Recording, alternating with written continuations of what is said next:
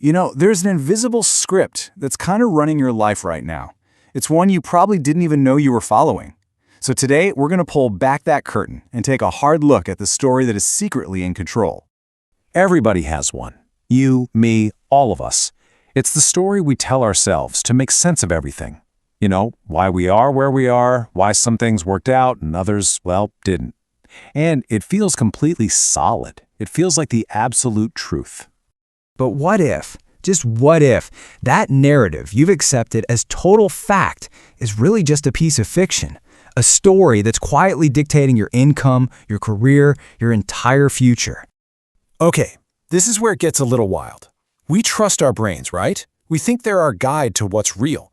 But what if your brain has this hidden habit of choosing a simple, clean story over the complicated, messy truth? This is so crucial to get. We don't actually react to reality itself. Nope, we react to the story our mind cooks up after something happens. And that tiny little gap between the fact and the interpretation, that's where our biggest limitations are born. Let's just walk through this dangerous little loop. So, step 1, an event happens.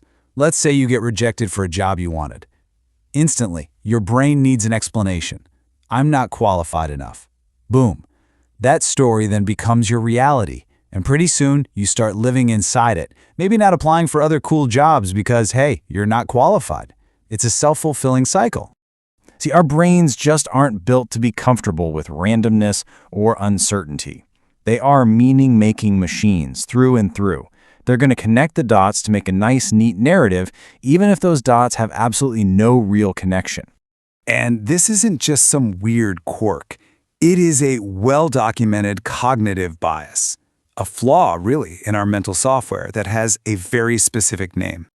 The narrative fallacy. This is it. This is the mental shortcut that takes the beautiful, unpredictable chaos of life and squishes it into a simple, logical story.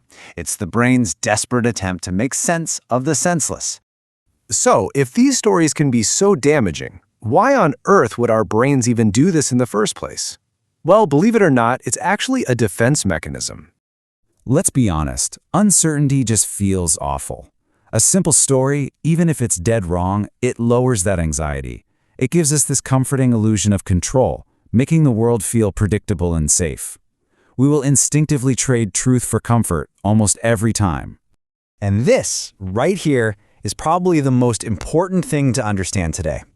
The narrative playing on a loop in your head has way more power over your future than your actual circumstances do. Let's see what that looks like in practice. Check this out. You can have two people face the exact same failure. But just based on the story they tell themselves, one person quits while the other adapts and keeps pushing. It's the same reality, but a different story literally creates a completely different future. Wild, right?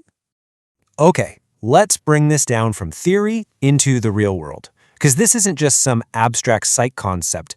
It has massive, tangible consequences in our finances, our careers, and in business.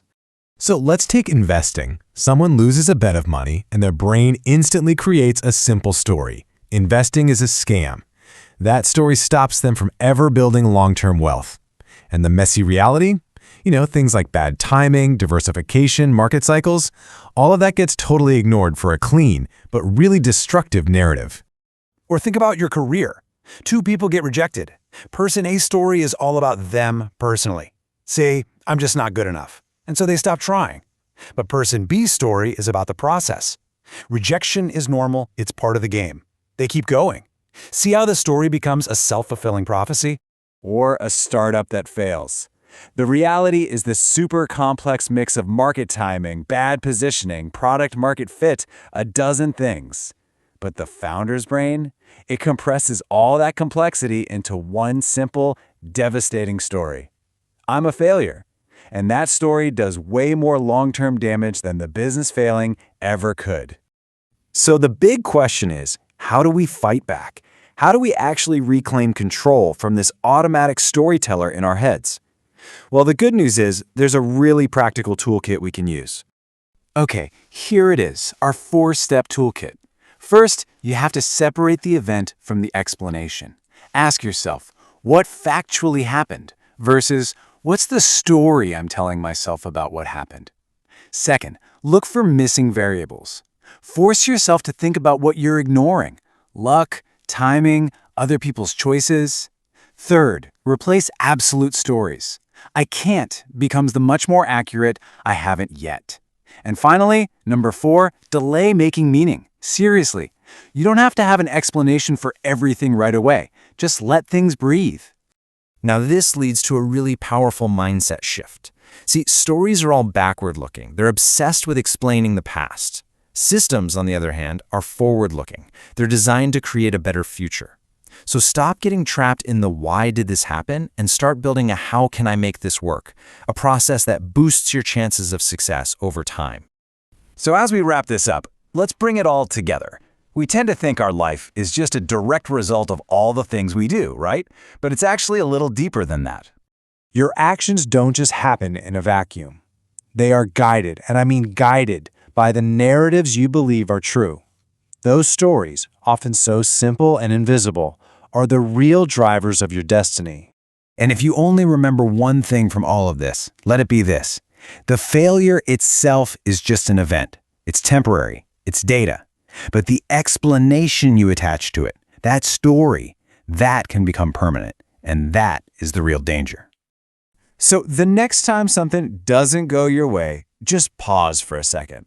Because the decision you make in that moment isn't just about what you're going to do next.